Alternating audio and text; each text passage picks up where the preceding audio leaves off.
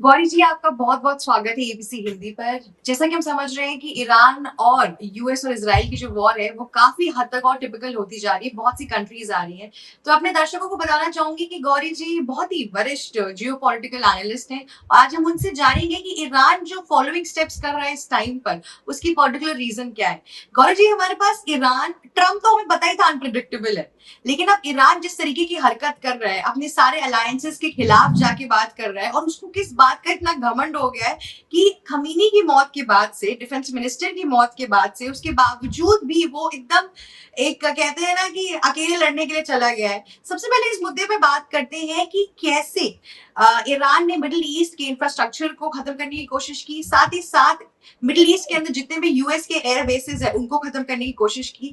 इससे ईरान को ये चीज समझ नहीं आ रही है कि वो एक्चुअल में पूरा वॉर मिडिल ईस्ट के खिलाफ लड़ने जा रहा है। ईरान के सपोर्ट अलायंसेस में इस टाइम पे ढंग से कोई भी नहीं खड़ा है। ना उनके पास न्यूक्लियर पावर एसेट है, ना उनके पास कोई बहुत बड़े एयर बेसिस हैं। माना ईरान के पास पावर है पर इतनी भी नहीं है। तो आपको क्यों लग रहा है, क्या लग रहा है कि ईरान ऐसी गलती कैसे कर सकता है? क्या ये गलती है या फिर एक कैलकुलेटिव सोची समझी साजिश है जो वहां पे रखी जा रही है? देखिए शिवी, पहले तो धन्यवाद, आपने मुझे याद किया। अ, ये कैलकुलेटेड तो बिल्कुल भी नहीं है, ये बहुत ही इमोशनल रिएक्शन है। ईरान को अगर समझा जाए तो 1980 के दशक से वो एक थियोक्रेसी है, मतलब उनका जो एक हेड है वो एक आयतुल्ला है।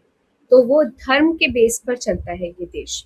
अब इतना बड़ा धर्म का जो फिगर है आपका, अगर उसको मार दिया गया, डिफेंस मिनिस्टर को मार दिया गया, तो बिल्कुल जैसे पुराने जमाने की वॉर्स होती थी उस तरीके से अपनी आबरू को बचाने के लिए ईरान बौखला गया है।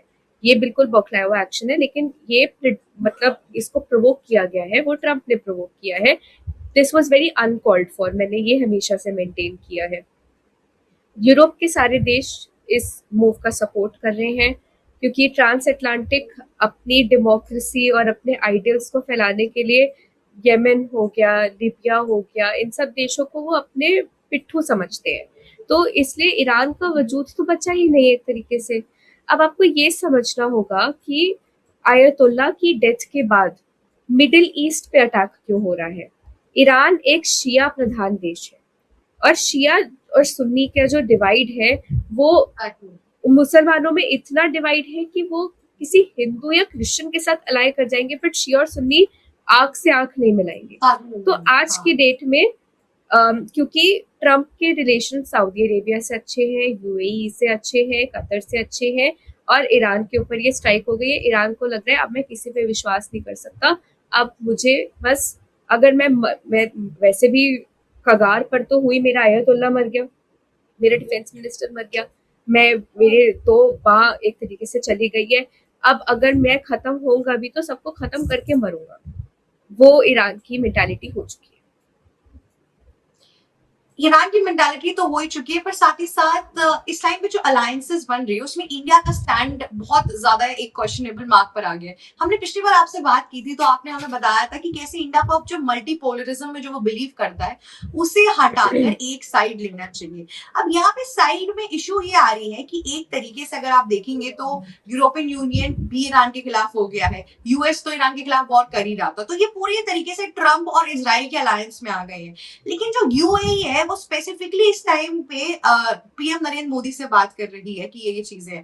अब मुझे यहाँ पे एक चीज समझ में नहीं आ रही है कि आपको क्या लगता है कि यूएई ट्रस्ट वर्दी है? क्योंकि अभी सऊदी अरेबिया के साथ जो इश्यूज हुए थे यूएई के, उसके बावजूद भी वो लोग एक टाइम के बाद साथ आ जाते हैं अपने अलायंसेस के अंदर। तो इस टाइम में आपको ऐसा नहीं लग रहा है कि ईरान के साथ ये लोग at the end of the era साथ आ जाएंगे और एंड में इंडिया का स्टैंड अनक्लियर हो जाएगा? क्योंकि इसराइल मिडिल ईस्ट के कंप्लीटली खिलाफ है, अगर आप देखेंगे तो वो कभी भी सपोर्ट नहीं करा था। इनफैक्ट यूएई, सऊदी अरेबिया, ये सब लोग इसराइल को हमेशा से ही मतलब बहुत आक्रामक तरीके से देख रहे थे, क्योंकि उसने जो गाजा सिटी में कंप्लीटली डिस्ट्रक्शन की है और पैलेस्टीन के ऊपर जो उनकी पूरी आग गड़ी हुई है। तो इंडिया का इस टाइम पे अपने जो उनके मेजर अलायंसेस है, इसराइल, यूरोपियन यूनियन और यूएस भी एक तरीके से है, ठीक है, उसको छोड़कर यूए के साथ बात करना क्या एक गलत मूव नहीं लग रहा आपको ये? शिवी, याद कीजिए कि एक बार जो वहाँ के शेख थे यूएई के, वो 4 घंटे की ट्रिप पर आए थे इंडिया। अगर कोई 4 घंटे की ट्रिप पर आता है इतने शॉर्ट नोटिस पे, इसका मतलब था जियोपॉलिटिकल एनालिस्ट्स को उसी टाइम अपने कान और नाक खड़े कर लेने चाहिए थे।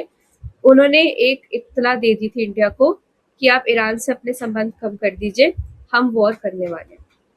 तो यूएई के साथ बात करना इंडिया के लिए अभी ज़रूरी है। मिडिल ईस्ट के साथ जो हमारे रिलेशंस अच्छे चल रहे हैं उनको चलाना ज़रूरी है। हमारे यूरोपियन यूनियन के साथ, कनाडा के साथ अभी रिलेशनशिप्स चल रही हैं।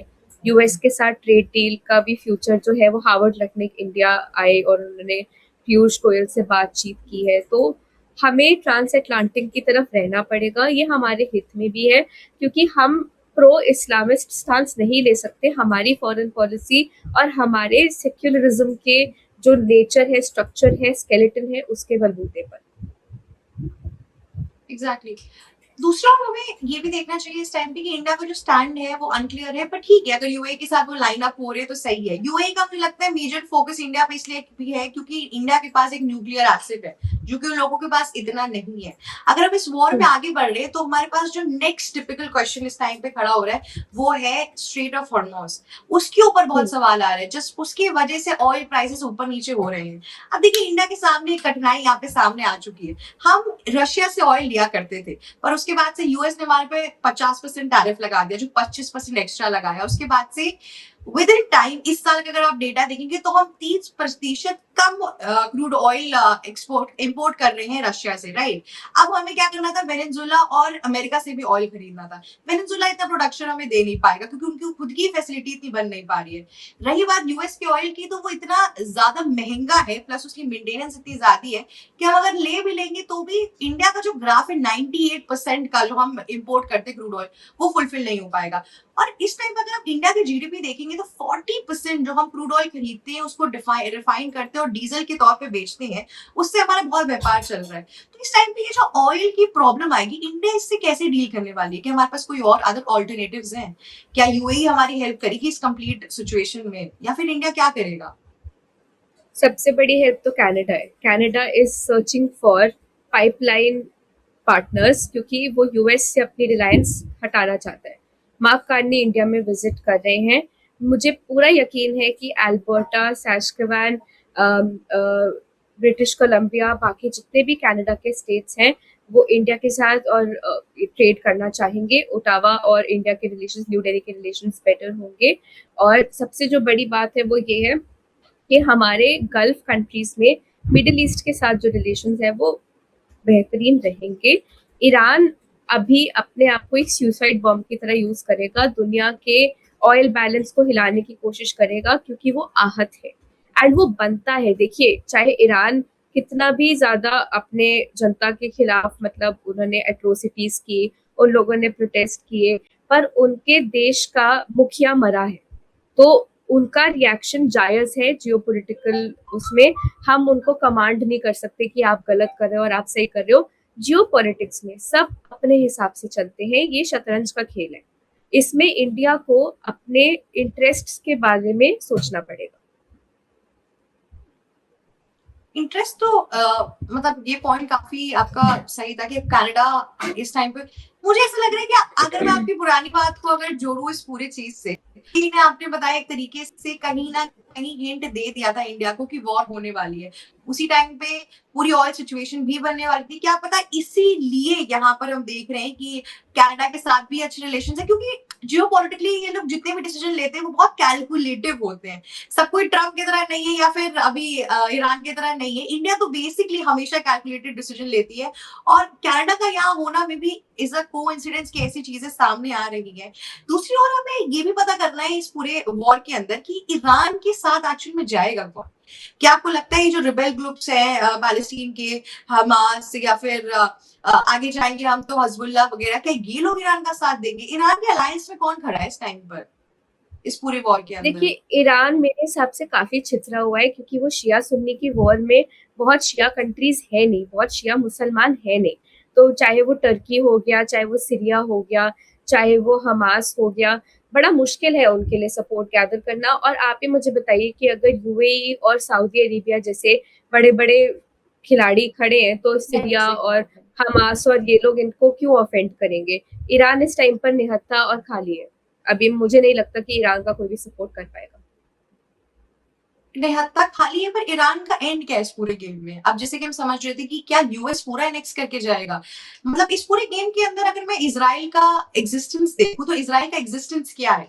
जब गज़ा सिटी पे उन्होंने पूरा कब्ज़ा करने की कोशिश की, अटैक करने की कोशिश की, तो उसमें भी कहते हैं ना कि पूरा आर्मी अपनी लगाई, इकोनॉमी अपनी बर्बाद की और एंड में यूएस उसके चेयरमैन बन के चले गए गाज़ा पीस बोर्ड के। इधर भी यूएस जैसे वेनेजुला के ऊपर पूरा कब्ज़ा करके एक्टिंग प्रेसिडेंट बन गए वहाँ के, राइट? अब क्या ईरान के ऊपर वो कब्जा करेंगे, तो मान लीजिए अगर उनकी ऑपोजिशन रफा नए प्रेसिडेंट या फिर लीडर बन गए, तो उसमें इजराइल को क्या प्रॉफिट होने वाला है? इजराइल ये सब कुछ क्यों कर रहा है ईरान के मतलब यूएस के साथ मिलकर? ये भी एक बहुत बड़ा क्वेश्चन इस टाइम पे आ रहा है। देखिए, आप इसराइल को अगर समझेंगे तो 7 अक्टूबर 2023 को हमास ने पहले वार किया था। एग्जैक्टली, इसराइल अपने हाँ। आप को डिफेंड कर रहा था। आप एक तरीके से ये 2 नेमेसिस हैं, लेकिन ईरान और इसराइल की कहानी बहुत सिमिलर है। ईरान शियाओं का देश है, इसराइल ज्यूज का देश है। तो यहूदी जो है वो एक तरीके से आइसोलेटेड है। उन्होंने अपने आप को होलोकॉस्ट के बाद रीएस्टैब्लिश किया, बचाया, अपनी इकोनॉमी बढ़ाई, अपने डिफेंस कैपेबिलिटीज, मिलिट्री कैपेबिलिटीज को बिल्ड किया। उसी तरफ ईरान ने भी अपने आप को जिस तरीके से भी थियोक्रेसी में बिल्ड किया तो बिल्ड किया। हमास ने फालतू का पंगा लिया था। Hamas as a terrorist organisation, ये हमें मानना पड़ेगा। तो इसराइल का इसमें कोई फायदा नहीं है। बट इतना आप समझ लीजिए कि जैसे ज़ेलेंस्की अपने देश के इलेक्शंस डिले कर रहा है वॉर कंटिन्यू करते हुए, नेतन्याहू के अगेंस्ट भी करप्शन चार्जेस है और आईसीजे का अरेस्ट वारंट है। तो जब तक ये वॉर चलेगी तब तक नेतन्याहू पावर में रहेगा। और यूएस का तो इस पॉइंट पर एक हेजेमनी का, देखिए, जॉर्ज बुश के टाइम से हेजेमनी चल रही है। गल्फ वॉर जो थी वो जॉर्ज बुश ने की थी। ओबामा ने भी अपने टाइम पर उसामा बिन लादेन की जो डेथ थी वो हुई थी। जो बाइडेन ने भी ऑपरेशंस किए थे इसराइल और हमास के बीच में। जो सीज फायर था वो भी जो बाइडेन ने ब्रोकर कराया था। तो ट्रम्प को आप एक अनोमली मत समझिए, वो आइसोलेटेड इंसिडेंट्स नहीं है, पर ट्रम्प एक बहुत ही एग्रीवेटेड कैटलिस्ट है। उसको उस तरीके से देखना पड़ेगा कि ट्रम्प जो भी कर रहा है वो हाइपर एक्टिविटी में कर रहा है, एक तरीके से कि जो चीज एक ओबामा या बुश करता है, जिसको हम इंग्लिश में कहावत कहते हैं कि this is Jio politics on steroids. तो आज की डेट में प्रिडिक्टेबल तो कुछ नहीं है। ईरान का अंत मैं नहीं कह सकती, बट जितना मुझे समझ आ रहा है from my previous experience and observations, एक तरीके से नेगोशिएशन होगा। जैसे वेनेजुएला में एक एक्टिंग प्रेसिडेंट एस्टैब्लिश Exactly. हुई, दूसरी ने अपना रोबेल भी दे दिया, उसकी सरकार नहीं पलटी गई, क्योंकि एक रूल ऑफ लॉ है। एक एक्टिंग प्रेसिडेंट, उनके साथ रिलेशन उन्होंने ठीक कर लिया, उनका एक हॉट एंड कोल्ड स्टैंड है। उसी तरीके से आप ईरान में क्या रेजा परवार वो रहेंगे या फिर जो आयतुल्ला के बेटे हैं वो रहेंगे। उन्होंने तो एस्टैब्लिश कर दिया, उनको बना दिया है। अभी ये देखने वाली बात है कि ईरान के साथ यूएस का टेम्परामेंट क्या रहेगा। यूएस ने वार कर दिया है, अब यूएस को बैक ट्रैक करना पड़ेगा।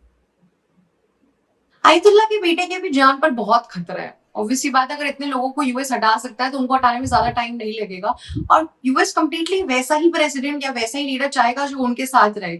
पर ये पूरा इंटरव्यू मुझे बहुत इन्फॉर्मेटिव लगा, और प्लस हमारी ऑडियंस को समझ में आया कि अब इंडिया को क्या करना चाहिए, इंडिया का क्या स्टैंड है। प्लस इस टाइम पे जो मार्क कार्नी आए, ये सिर्फ एक कोइंसिडेंस नहीं है या फिर एक नॉर्मल प्लानिंग नहीं है। ये एक तरीके से बैकअप में चीजें थी ऑलरेडी, और इंडिया ने बहुत स्ट्रैटेजिकली सब कुछ इस टाइम पे ऑर्गेनाइज करके रखा है। आगे देखते हैं कि जैसे ये वॉर जाती है, गौरी हम आपसे और संपर्क करने की कोशिश करेंगे कि किस तरीके से ईरान इस टाइम पे कंप्लीटली एक्ट कर रहे हैं और इंडिया को कौन से प्रिवेंटिव मेजर्स लेने के चाहिए। Thank you so much. आपके साथ हमेशा ही मुझे ऐसा लगता है कि कोई भी वीडियो होती है काफी इंफॉर्मेटिव, प्लस जो आप हिस्ट्री के बैकअप्स लेकर आती हैं उससे और भी ज्यादा हमारे यूजर्स को समझ में आता है। क्योंकि जियोपॉलिटिक्स ऐसा सब्जेक्ट है जिसमें हिस्ट्री अगर हम बात करने जाएंगे तो कहीं खत्म ही नहीं होगी, and history is the most important thing.